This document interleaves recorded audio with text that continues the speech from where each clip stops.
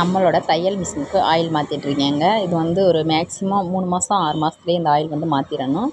அதே போக அந்த ஆயில் வந்து ரொம்ப அழுக்காயிருச்சு அந்த மாதிரினாலும் மிஷினில் வந்து கொஞ்சம் ஃபால்ட்டெல்லாம் ஏற்படும். அதனால் அந்த ஆயில் வந்து ரொம்ப லோவாகவும் ஆக விடக்கூடாது. அதில் வந்து பாயிண்ட் கொடுப்பாங்க, லோ ஹைன்னு சொல்லிட்டு. அதில் வந்து லோ கீழே இறங்கவும் விடக்கூடாது அந்த ஆயில். அது போக ரொம்ப வந்து அழுக்கா ஒரு மாதிரி தூசி அடைஞ்ச மாதிரி இருந்தாலும் அந்த ஆயிலை மாற்றிடணும். அப்போ தான் வந்து மிஷின் வந்து ரொம்ப நாளைக்கு உழைக்குங்க. அதனால் மேக்ஸிமம் என்னோடய இது வந்து நான் தைக்கிறது அதிகமாக தைக்க மாட்டேன். வெளியில் தான் போட்டு தைச்சி வாங்கிட்டுருக்கேன்.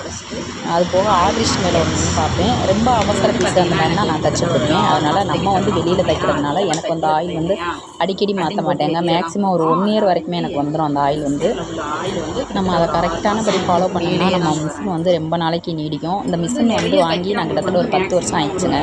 இது வரைக்கும் எந்த விதமான சர்வீஸும் பண்ணல. யாரும் ஆள்லாம் கூப்பிட்டு நான் வேலை பார்த்ததே கிடையாது. சின்ன சின்ன கரெக்ஷன்லாம் வந்தால் நானே வந்து யூடியூப்பில் பார்த்து சரி பண்ணிக்கிடுவேன். அதனால் மிஷின் வந்து இது வரைக்கும் எனக்கு பெருசாலாம் வேலை வச்சதில்லை. கரெக்டானபடி அதை ஃபாலோ பண்ணோம்னா எந்த பொருளாக இருந்தாலுமே நம்மளுக்கு ரொம்ப நாளைக்கு நீடிக்குங்க.